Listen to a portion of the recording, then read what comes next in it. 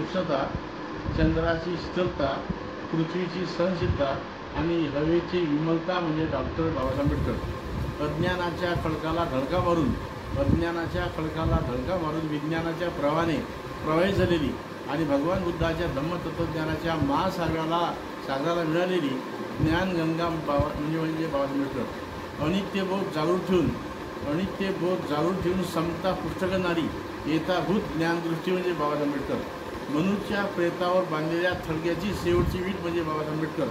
मऊच्या दिशेने आला, येवल्यामध्ये गरजला आणि नाग नदीच्या तीरावर बरसलेला चिता स्वाती नक्षत्रातील सोन्या मोत्याचा पीक धम्ममेघ म्हणजे बाबासाहेब आंबेडकर। जय हिंद।